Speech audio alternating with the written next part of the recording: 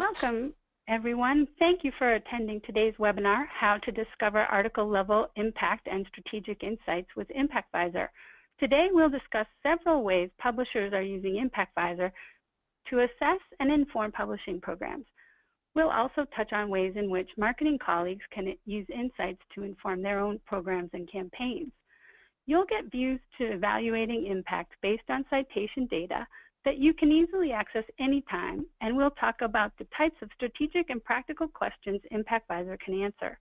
My name is Ann Stone of TBI Communications, and I'll be facilitating today's session. For the webinar today, I've included the dial-up and attendee access code on the footer of all slides. We recommend dialing up by phone. If you have trouble with the audio during the course of the session, please dial in with that information. Attendees will be on mute for this session. To ask questions or communicate with us, please use the chat box, which is at the bottom of your GoToWebinar control panel.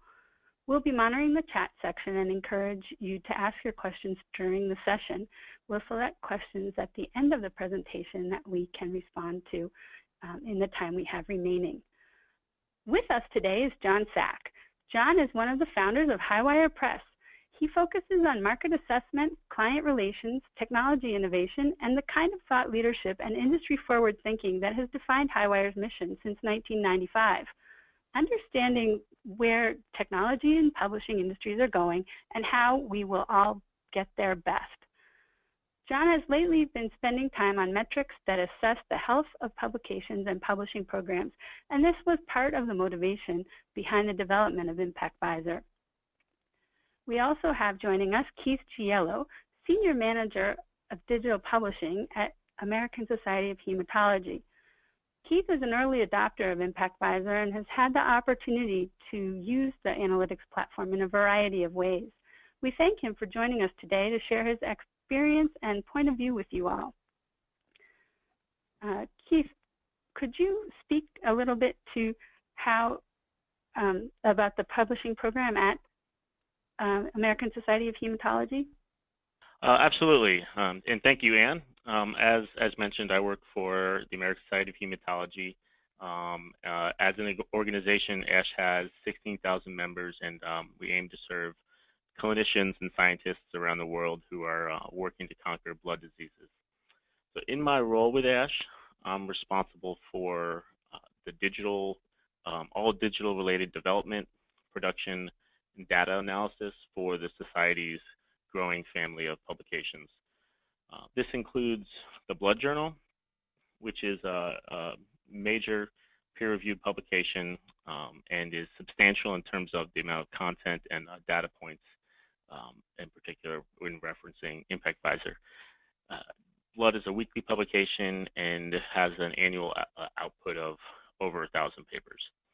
In addition, Blood Advances will be a new open access journal that the Society is launching later this year, and we expect this will offer some unique and interesting ideas and data to explore. So with that, I would just like to thank John and Ann for the opportunity to participate in this program. Thank you, Keith. Following up on your role at ASH, you're the Senior Manager of Digital Publishing.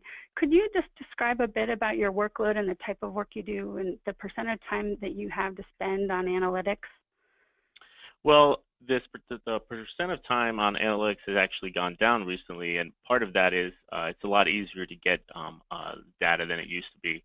So ideally, on an average month, it would be maybe a third of the time, the rest being web development and other strategic decisions that go on within the department. And ideally, when you're working on analytics, you want to spend the least amount of time as you can gathering it and more time analyzing and distributing it. So that's what we try to do. John, Keith mentioned the diversity of his workload and juggling a lot of responsibilities. In different sized organizations, I expect there to be a lot of people in different roles who are using ImpactVizor. Could you speak to the roles of the people and the types of publishers that are using ImpactVizor now? Sure, Ann, thanks. We've got a broad set of ImpactVizor organization users now. There's some with one journal, some with over a dozen, some with several dozen. Like Keith and the Hematology Society, many have just started a new journal or they're considering it. There are some that are societies, some that are university presses, some that are commercial publishers. There are some that are clinical, some that are research, some that are general science, some biomedical, and some that are physical science. The actual individuals like Keith who use ImpactVizor within these organizations are also quite varied. Sometimes there's a data expert or even a data scientist in an organization, but that's still pretty rare. More often, we're working with someone who's a managing editor or an editor or a group of managing editors. Those are people who recognize when questions are being asked that should have evidence-based answers. In some cases, we're working with academic editors, associate editors, in a few cases, editors-in-chief. Often when there's a particular issue to resolve, such as starting a new journal, recalibrating an existing one, or having a new EIC coming in, that's when we get involved with the editors. Following that, could you just provide the audience with a brief introduction to ImpactVizor and what the needs and opportunity was that you saw in the marketplace which led you to create the Visor platform? Sure. Visors are a suite of visualized analytics tools from HighWire. The first of the visors that we've introduced is ImpactVizor. It focuses on the performance of articles in citation terms. But other visors being released this fall focus on other types of performance. UsageVizor covers the performance in terms of readership. SocialVizor covers the performance in terms of social engagement. And then there are other plans ahead. Article performance really is a multifaceted thing, and we know this ever more now because we have article level metrics and we have alt metrics. And within the multiple facets, citations is just one facet, but that is the core facet that ImpactVizor focuses on. We built all the visors in some sense with a common set of marketplace needs. We wanted to give people timely, integrated, customized, and detailed information. I'm going to say a word about each of those just to have people understand what they mean. First, timely. One of the issues we heard from customers about the impact factor was that it was a very lagging indicator. This is just the nature of the formula, which involves 3 years of information, as anyone involved with impact calculations knows. So we heard from publishers and editors that they wanted to have feedback from the community of researchers a lot quicker than they would get with the journal impact factor, or GIF.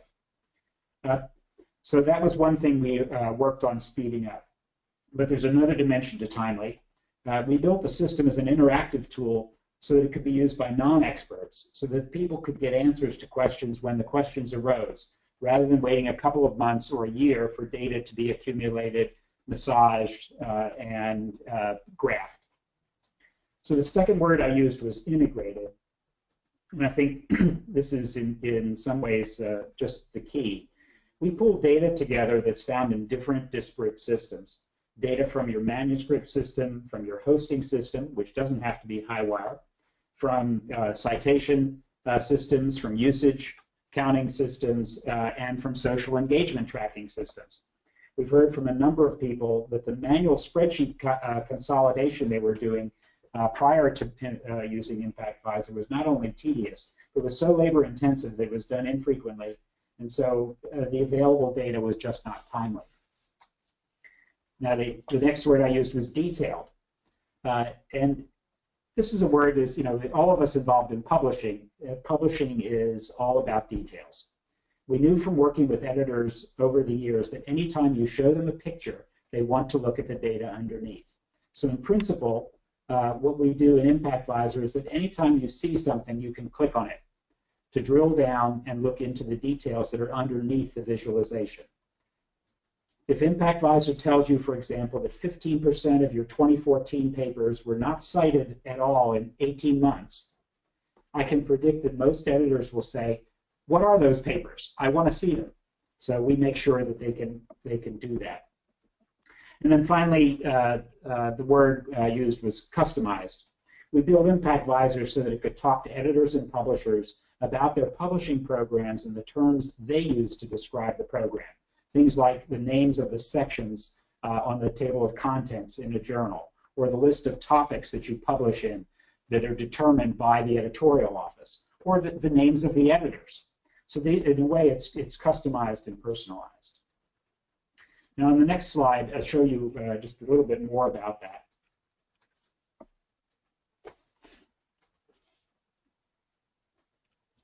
You can use the information that I just described, things like the sections on a table of contents, or the list of topics you publish in, or the names of the editors. All of that information is available to slice and dice so that you're not just looking at a whole journal at a time, or not just looking at one article at a time, but you can group and filter in ways that are meaningful to you. That makes it your data. This slide shows you how this slicing and dicing looks to the actual users of ImpactVizor.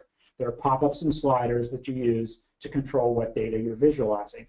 And if you were to click on the pop-up, say at the top left, the one that says Group By, or click on the one right below it that says Talk Section, what you'd see is a list of the talk sections that make sense to you. They are your talk sections. So the values that you recognize as specific to your journals. So you can slice and dice in several ways: collections, editors, some custom fields we'll talk about a little bit later. You could import data related to country, for example, and see regional differences in authorship. And this kind of thing can inform important publishing decisions. Decisions as important as evaluating the opportunity to launch a new journal can be informed by this kind of analysis.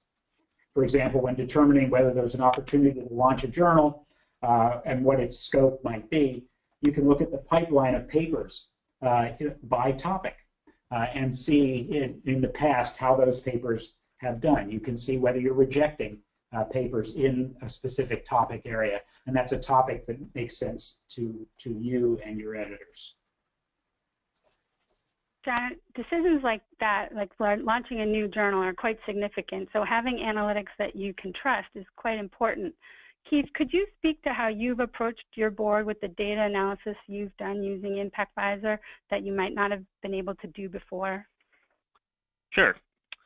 So editors are experts in their field, and they have instincts, which is great if their instincts are right, and they can identify changes and adjust accordingly. When things aren't changing in the marketplace, or when there is change, it's more challenging to validate and to verify instincts, and that's very important.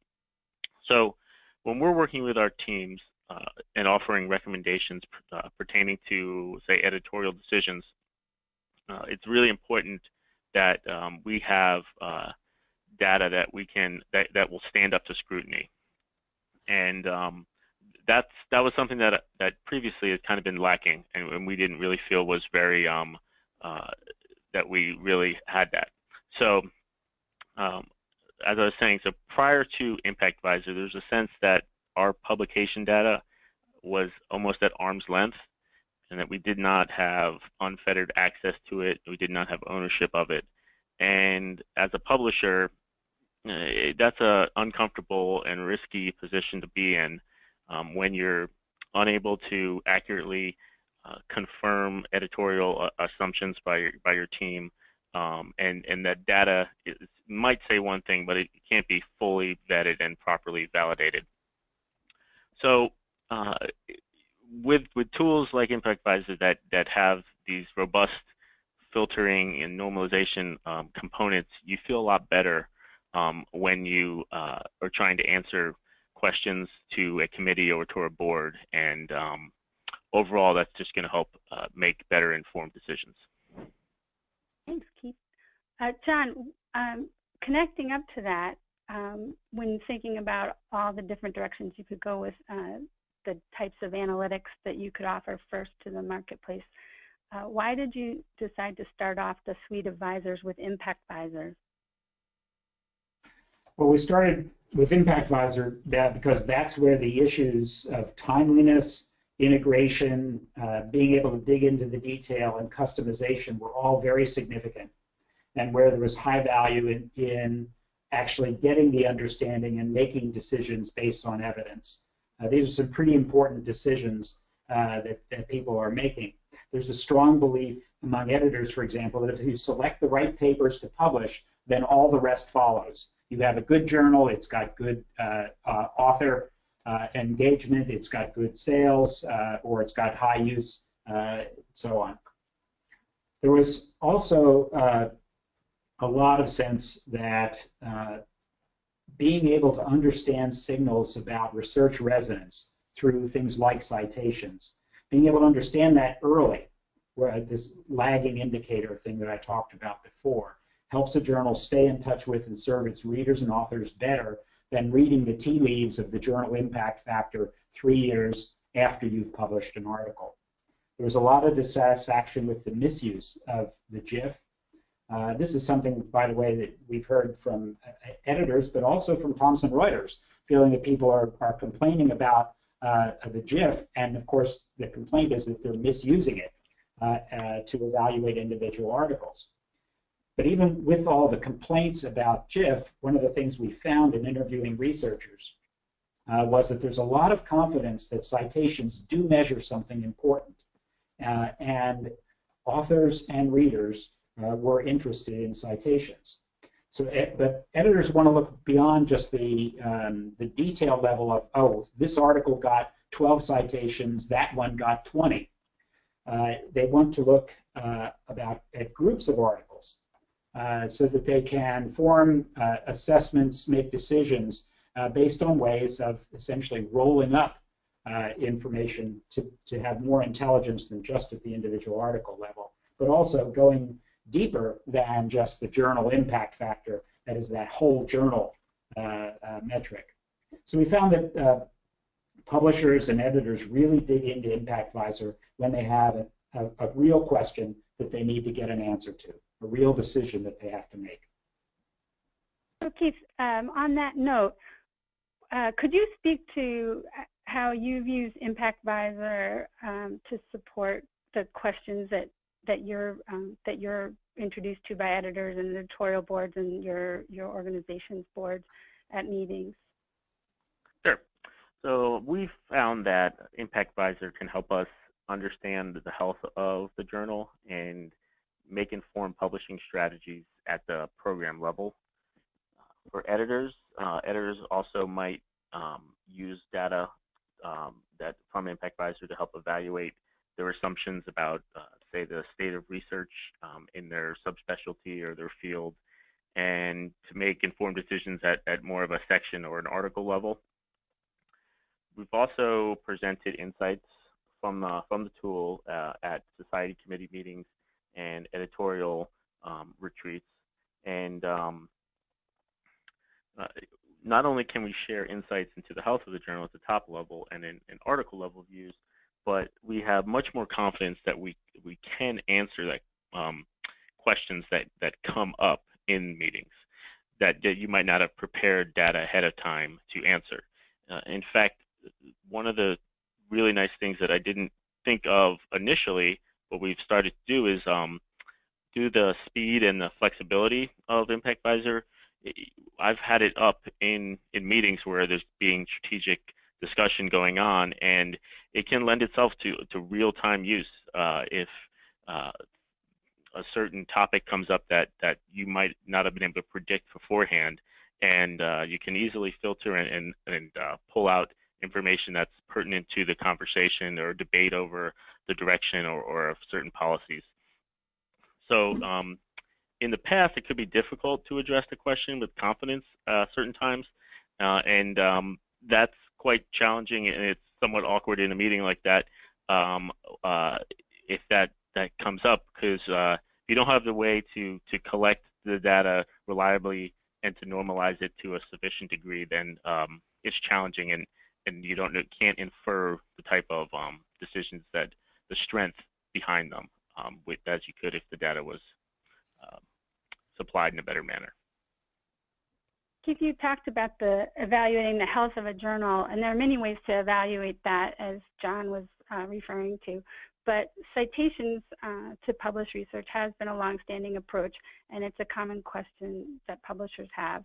So why don't we take a look at how you look at the data to look at the health of the journal, and talk a bit about the sources or the how you're evaluating the data that you're seeing.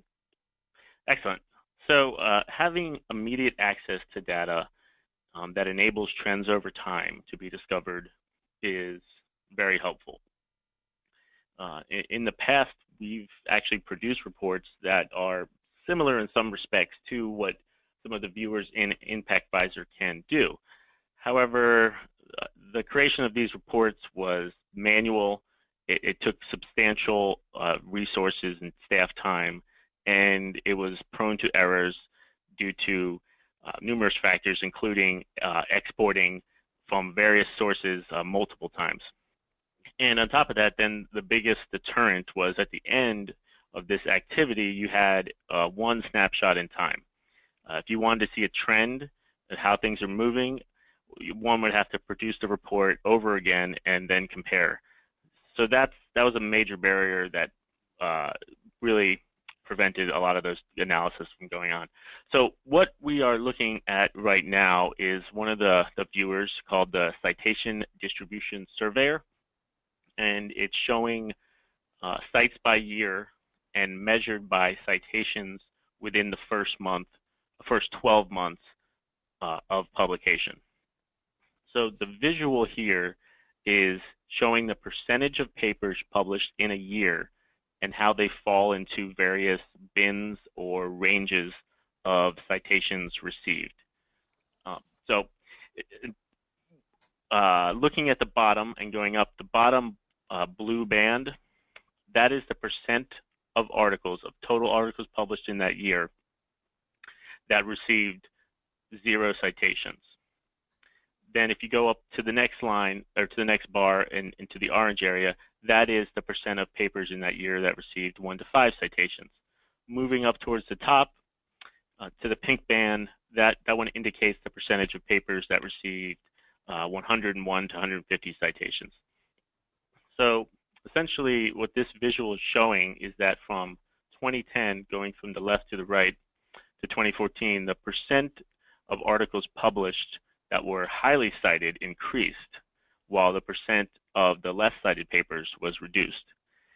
And that's essentially what you want to see in terms of a chart like this, and it's able to so quickly you can look at this and go across the chart, and as you go up, you want to see the bars and the bands getting bigger, which shows an increase in impact in terms of citations.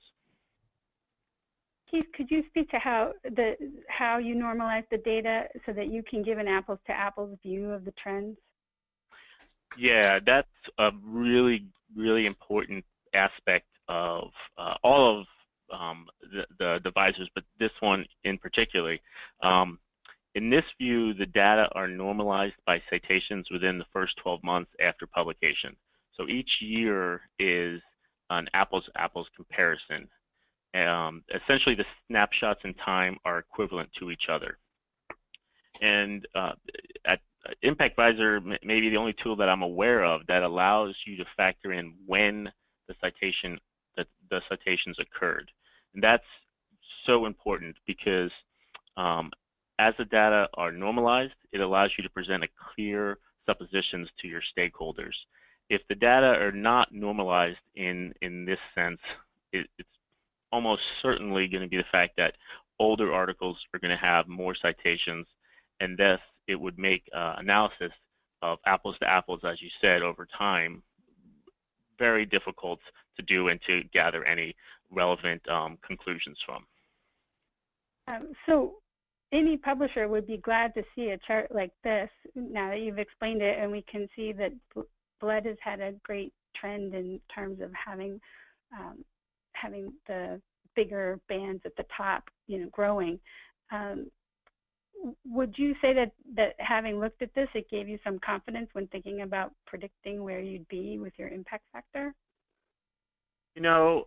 Predicting is probably not the best way to frame it, but it gives you, I guess, a confidence that you're making the right decisions for you almost get where an Impactvisor comes out once every year and is delayed, as everyone is aware of. So it's good to be prepared, it's good to be proactive, and it enables you to make decisions quicker in a shorter time frame. John, could you speak to drilling down at the next level on this? Yeah, I think this is, I mentioned this right at the beginning, that we always allow people to click on any visual and see the details. We would hear from editors and publishers when there had been a significant change in their impact factor, usually asking what happened, what caused it. And also the usual reaction is that surely somebody has made a mistake. And of course, it's usually assumed that it must have been a mistake at Thomson Reuters. But what we've heard is concern enough that we've actually created a standard model for evaluating a situation where there's been a significant change in the impact factor. I first look at things like journal name changes or major additions of new content like supplements or meeting proceedings. And so that what you might do in a situation if you saw an increasing blue bar, for example, is click on it and say, oh, those are all my supplement issues and supplement articles. That would give you a quick sense about what could be going on. But after we look at those sort of top level things, I look at what I call the fall off a cliff scenario. And on the next slide, we show you how we can evaluate that kind of situation so that publishers and editors can avoid surprises. Now, this is not from Keith's journal, Blood, but one publisher we work with had a huge drop in impact factor, way more than 20%. And with Impactvisor, it was quick to see what happened. Typical articles in this journal are like the two at the bottom. By the way, so the horizontal bars are individual articles in the journal and the citations that they got in the year 2012. So typical articles are like the two at the bottom. They get about 3 citations a year. But this publisher in this journal had 2 articles generating citations at 3 and 4 times that rate.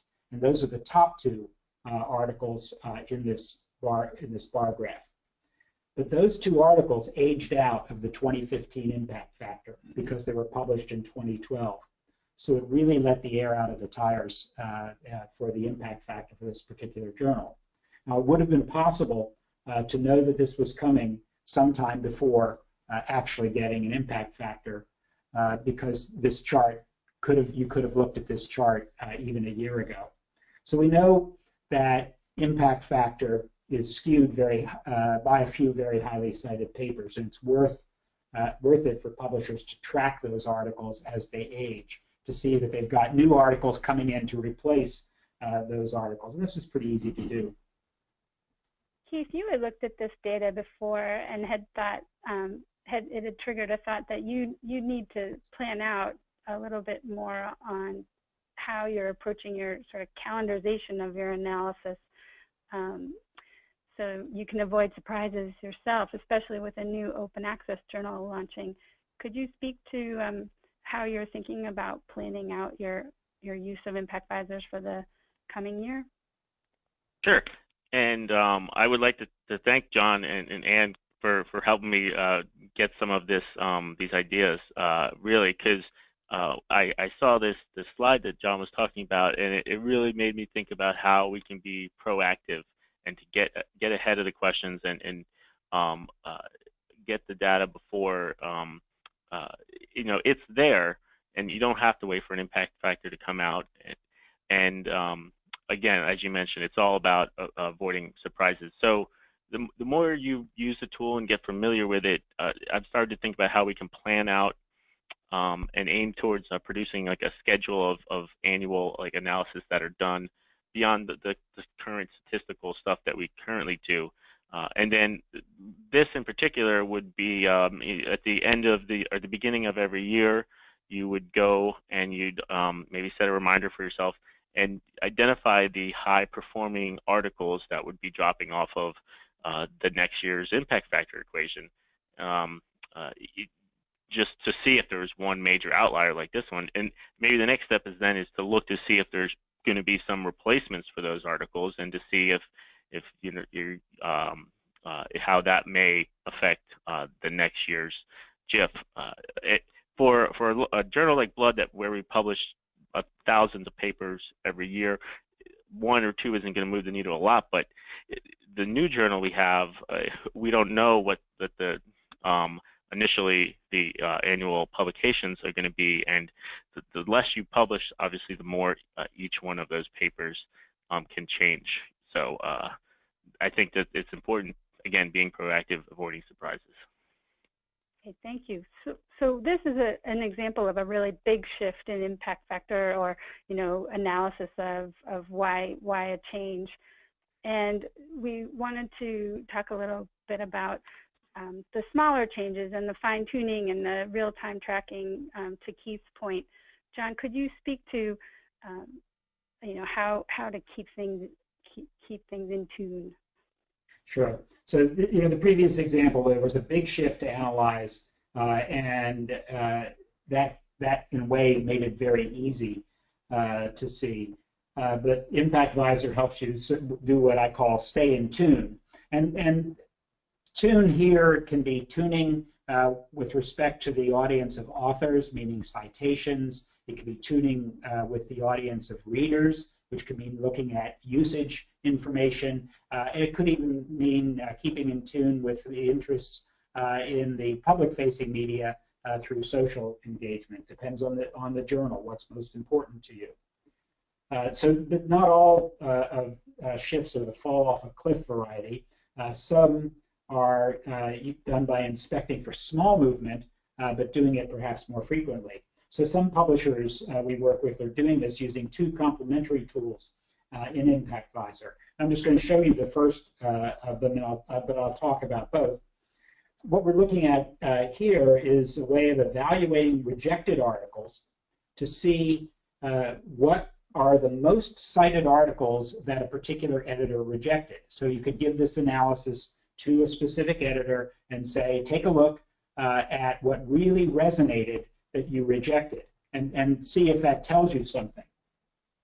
Those are, you might call those the big ones that got away in fish story parlance.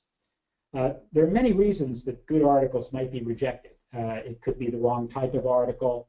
Maybe it's a clinical trial and you don't publish clinical trials, or it might be the wrong scope.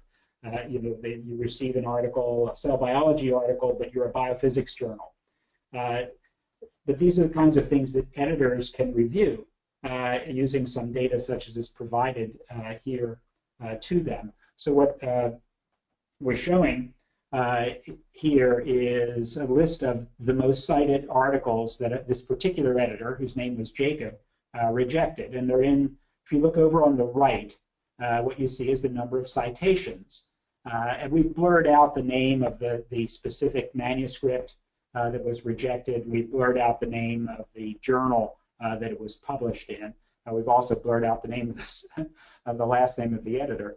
But this shows you here how we can use a tool to help an editor see where there's resonance in rejected articles. The second tool is complementary to this.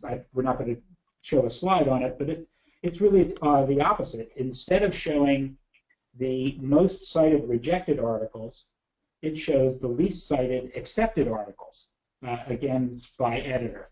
And again, editorial judgment's needed. You know that there are certain articles you publish that you don't expect to get highly cited because of the audience, perhaps. But you can also use this approach to see if there might be some formerly impactful areas that are losing their interest in the research community. You might say, oh, it turns out that articles in certain fields of research is getting less funding, so there are fewer researchers investing and then citing in it. So John, what you're describing is really having a full view at a very detailed level to the articles in your pipeline, both rejected and accepted, and information about the future citations. So it's a very rich data set, and I thought it would be good for you to describe how you've seen publishers use that information. Sure. The next slide is showing a bigger picture still than the previous one. It's still the rejected article tracker, which is looking at the flow of manuscripts after your journal rejects them. We have the ability to go and find where those rejected articles eventually get published. And one of the key visualizations in the rejected article tracker, also called the RAT, is this thing called a tree chart. Each box on the tree chart represents a journal that accepts your rejected articles. The size of the box indicates how many articles they've accepted. The depth of the color red shows how many citations those articles have. So you can see here that the 8 journals in the 2 columns on the left account for taking about 30% of the rejections from this particular journal. So this visual can help you do many things, including test your assumptions. But one key use now for this visual is to see how effective a manuscript transfer system is working. More and more publishers are creating transfer systems where they have a suite of journals, and they're trying to move articles that are manuscripts that are rejected from one journal to others. So if you have multiple journals and you want to offer authors the opportunity to have their article reviewed in another journal, you can see where they take you up on that and how well those articles do. You could look both before using these sliders that help you focus on different dates. You could look both before and after you implemented a transfer program. There's also the possibility of surprise here. An editor might spot that papers rejected from, say, a cancer journal are being accepted in a chemistry journal, and note that the papers did well there. This might say, obviously, editors would have to look at the articles, but it might say something about a change in the nature of where research is being published and what research is being done. John and Keith, making it easier to analyze the implications of big decisions like implementing a transfer policy for a publishing program can really provide publishers and editors with more confidence in their instincts, as Keith was talking about before, and evaluate the health of the journal's program and make course corrections. Looking at these visuals, it's easy to see that you can get new insights and interrogate the data in different ways, which could lead to some wow moments. Keith, I wanted to ask you what your wow moments were related to using ImpactVizor. So the first one is personal, and that's when I realized the time savings and the improvement in efficiency that that the ImpactVizor allows for. Besides the time savings in the data collection and producing reports, which I spoke to previously, which is tremendous, I don't have to spend a lot of time manipulating visuals or doing a lot of post-processing, and that it saves a lot of time. And again, it goes to the point of when you're working with analytics and you're looking at this stuff, you want to be analyzing it. You don't want to be collecting it and making charts and tables. You want to spend your time actually doing the work that's going to help improve the journal. The other more, I guess, another wow moment that I could speak to is really what we were hoping to get out of this, and that's being able to see impact of the new directions and decisions in a timely manner. You could say when a new editor-in-chief begins their term, you could say that they don't necessarily get a report card of their own for a few years, and this tool allows for impact to be discovered at earlier intervals, and it can help to show whether decisions you have made are having the influence that you expected, to the point where you can make adjustments and really affect the direction that you want to take. So those two right there are the ones that come to mind. John, where you've worked with several publishers, what's been your experience when you've worked with them and seen their own wow moments? It comes in several flavors in my experience. Keith mentioned the word confidence earlier, and I think that ImpactVizor essentially boosts confidence in the publishing staff, knowing that they've got data and they've got it when they need it. And I think the timeliness factor is really important. That seems to be a wow. The wow is that people will use data to make a decision if that data can be available when the decision needs to be made. So the wow is someone saying, hey, wait, we have data about this decision. The second wow that I find kind of interesting is the thing I mentioned before about the drill down principle, to being able to go from a picture to looking at underlying data. Every researcher knows that pictures are just interpretations. So when they see, for example, a graphic that shows that 10% of their articles aren't cited in the first 24 months, they want to click and see the list of those articles. And that itself also boosts confidence that there's data underneath this. This is not just someone pitching something.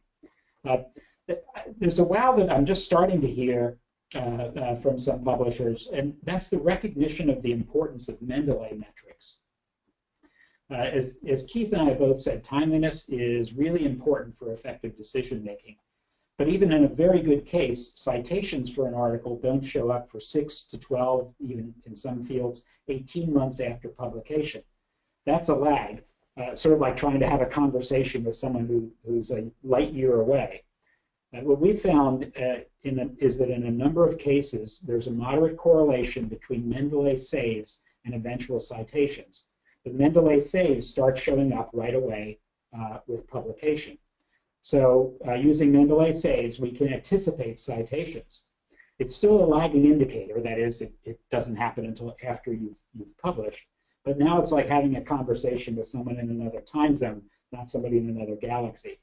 And from the standpoint of trying to create feedback loops for editors and publishers, this is really good. So we're quite excited about the access to the Mendeley data, and that we can show in ImpactVizor that there is a correlation and where it's strong and where it's not.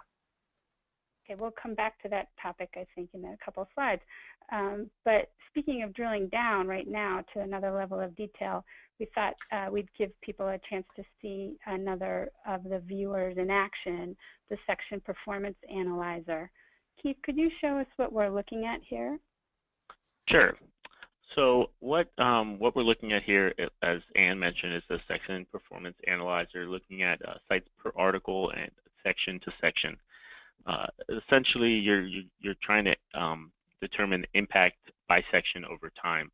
And when we mention section, that could be broken down by like a scientific category, an article type, an editor. There's a lot of customization there.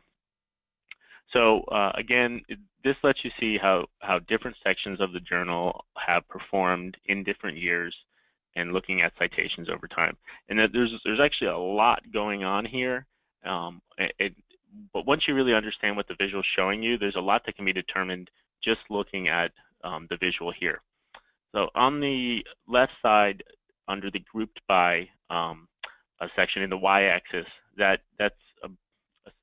would be your sections, your scientific topics. Then each column represents a year. Then when you go a little digging into the data itself, you're looking at the darker colors. This is an indication of the higher number of papers published. So right away you can see where different values in terms of how many papers you're published and where they're going. And then the wider bands in each year are showing the average citation per article within that section. And you can sort by either year and have them lined up with little clicks on either side. And then another really nice part of here is the orange vertical lines, and that's the median value for each year. So not speaking to whether or not one section is better than another in your journal, you can see which sections are moving, are having a positive effect on your total average citations per article, and which ones are having a negative effect, which there might be valid reasons for that. But it's good to know that data, and it's good to really be able to track it over time. So and that you might find some really interesting surprises, actually. The areas that you didn't think were moving, you can use this chart to say, to determine that. So in short, this viewer can help you see which sections of the journal are performing the strongest in terms of citation. And it's looking at the health of the journal again, but it's just at a more micro level. Okay, that's really helpful. And John, I know you'd like to speak to how you take a view to it. Yeah, so what might be hard to tell, but what we've done is blur on the left column the names of the sections. I'm going to unblur two of them in just a few minutes. The graphic that Keith took us through is one of those Tufte-like charts that give you insights in 3 or more dimensions at once. And I'm going to take a look at just 2 of them to sort of drill down on how people read this chart. The first use of this data is to compare multiple sections of a journal at one point in time. And I should say, by the way, that sections are virtual things. They can be any metadata slice. They could be a subject, they could be an article type, a talk section, they could be what country the article came from, they could be the name of the editor who accepted the paper, etc. You can group by section, and the sections are these virtual slices. Now here, what we've focused on is looking at impact section by section in 2015. So we're reading this chart vertically, and we can see which sections outperform others in terms of citations. I should also mention that the number in parentheses is the number of articles in a particular section, and we use the color, the depth of the color blue, to show visually, without having to read the numbers, where there are more articles versus less articles. So the darkest is the darkest blue is the section that has the most articles in it. So if we could go on to the next slide, we're now going to read the chart horizontally, and you'll see that we've unblurred 2 of the groups. Here we see the relative citation performance of the myeloid neoplasia section by reading horizontally across years, and we see that it's improving slightly over the 3 full years that are shown. The data for 2016 is incomplete, of course. But at the same time, by reading the parenthesized numbers, we can see that we're actually publishing fewer articles each year in this section. But compare that with the platelets section below it. Its relative citation performance has dropped since 2013, but you can see that the journal is accepting more papers in that section than they were before. Keith, could you speak to the looking at the subspecialties? Sure. So this would probably be a good example of where we would likely drill down even further to the article level, collect the data, review it, and present it to our editors when and if we thought it was appropriate. Oftentimes, trends like this, editors are well aware, so this might not come as a surprise. Regardless, it's really nice to have access to the data at this level, and it can only support making better decisions. And really, I think how you would use this data like this really depends on the journal. For blood, as our example, we're a specialty journal, and we're going to publish the complete range of topics in hematology. There's some really rare blood diseases that may be only studied by a few people, especially compared to an area like acute leukemia or some clinical papers. So you could have the best paper ever on a certain topic, and there's just not many researchers out there citing it, and that's not what we necessarily, we keep that in mind when we're looking at charts like this. You're not just going to, because the myeloid neoplasia is getting cited more per article, we're not just going to publish 80% of the journal is going to be in that area. But it's valuable information to have, and it could help, you know, identify areas that are becoming more prominent, that you might not have actually been aware of, or you might be aware of earlier. So it's this is similar to one of the ones we used to try to create, but this is so much more valuable, timely, and easier to digest. Thank you, Keith. As John mentioned before, looking at citations alone doesn't tell the whole story because some papers are published for different reasons, as Keith was referring to, and they serve the audiences in different ways. So looking at a multi sort of factor view of the value and the impact of an article will show you this section-to-section comparator. And John, you could speak to the viewer. Sure. This visual lets an editor or publisher look at 3 metrics at once to see if they align or if they don't. And quite often, there are types of content that get a lot of use but few citations. So that might be front matter, such as editorials. There can also be the reverse. So we could look here at whether the platelets section, which we saw on the previous slide, wasn't very highly cited. We could see whether, for example, that section gets a lot of use.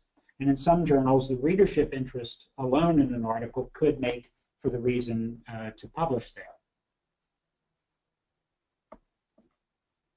So going back to the issue of being curious about different questions and specific publishing decisions to be made, how can ImpactVizor accommodate beyond these types of viewers that are all set up and ready to go? Sure. If you could take to the next slide, Anne. Even with all the slicing and dicing that we've built into ImpactVizor, we know that business and editorial decisions sometimes go beyond what we've anticipated. And for those cases, we've enabled a simple mechanism for publishers to add in metadata beyond what we had previously captured. And we call these custom fields. The mechanism to add this in is simple and it's self-operated. In this particular case that I'm showing here, the editors of a journal were interested in the performance of articles from different countries. The publisher was interested in thinking about international editions featuring in-country content. So the publisher extracted a country field from the manuscript system and loaded it into ImpactVizor. And this was the country of the corresponding author. This let us give the section performance analyzer, which we've looked at for the last couple of slides. It allowed us to give us access to a new measurement, and you could group by country rather than grouping by section. So it just as easily was able to go from looking at sections to looking at countries, and you see the interesting results here. While most of the articles in this journal come from the U.S., and of course, because most articles come there, they heavily influence the impact metric. You can see also, though, that about 1/10 of that volume of articles comes from Italian authors. And those articles are markedly stronger. And it's not a small number. It's 81, so in 2015, 81 articles came from Italy, and their relative impact is significantly higher. Keith, could you comment on using the custom fields? Sure, and I'll keep it really brief. I'll just kind of confirm to what John was saying, that it's really easy and quick to upload your own data into ImpactVizor. Obviously, you have to have the data to begin with, but you can get it in here pretty easily. And I really just can't overstate the value of the custom fields. I know, or I imagine that journal to journal, there's going to be different ideas and areas that need to be investigated, and be able to have a way to pull that into a tool and do a lot of interesting things with it is just very valuable to have. Okay, great. Lastly, being in marketing myself, I think that all of this data is not only fascinating from an editorial perspective, but also from a marketing perspective, because you can use the information to really inform your programs and campaigns as well. John, you had mentioned talking with a customer who has a use case around marketing that maybe you could speak to that. Sure. So we're just starting to see marketing departments realize, in publishing groups, realize that they have this data resource that relates to what authors and readers value. So for example, the editors in one journal wanted to build authorship in a set of Far East countries. Prospective authors in those countries need to see that people like themselves have successfully authored in that journal.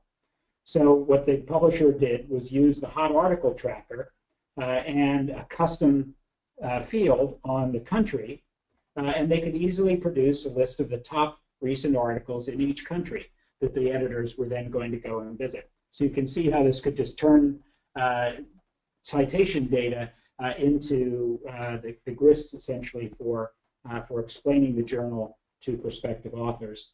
And this list could then have been turned into a custom collection through the HighWire's custom collection toolkit, or just put into PowerPoint, or even emailed out. And yeah, go ahead. I was just going to say, and that once you think beyond the impact factor itself, and you enable all of this, the timely, the customized, the drill down, you've really got like an impact multi-tool here. Yes, yes, and for a marketer, having that data and that evidence behind the articles that they're promoting, can really, can create more resonance, as you were using that term before, to the marketplace and attract broader audiences. Speaking of audiences, we're just about at time, so we don't have too much time for questions, but I did want to give you all a couple that had come up. The first one was, is it possible to look at citations by editor? And Keith, could you pick up on that? Yeah, the short answer is yes. It's really easy, as John was, all the sections, and we had the countries there, we had the scientific categories. You can do the same things with editor and look at the same types of answers for them, and just provide the data specifically to an editor. So that's definitely something we can do, or that ImpactVizor is able to do. And John, another question that came in was, at an organization, who should have access? Who should have direct access? It's a good question to make sure we cover that, and I'm glad that question came in. Important to understand that all of this data is private to the publisher. We provide a username and password which is specific to each publisher, and that publisher sees only his or her own data. It is possible and has been done for the publisher to share that username and password with a group of editors, and in that case, the editors can see the different journals that publisher hosts. If that's okay with the publisher, that's okay with HighWire. We've had a case where one publisher with about a dozen journals has provided access to all the editors-in-chief.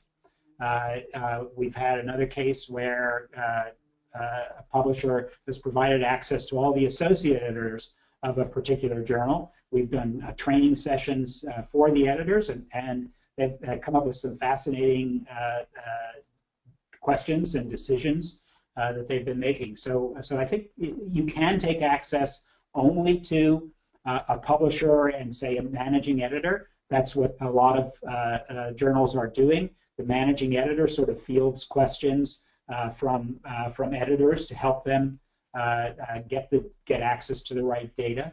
But you can take it broader if you want to. Okay, well, thank you for that answer, and we are just right at time. So I want to thank you, Keith and John, very much for your thoughtful preparation of this presentation, and I hope that the audience has found it valuable. We look forward to continuing the conversation on future webinars, and so we definitely encourage the participants to give feedback via Tracy Capaldi-Druitt, whose email is right there on the screen. Thank you again for your time today. We appreciate your attention and interest in ImpactVizor. Thank you. Thank you.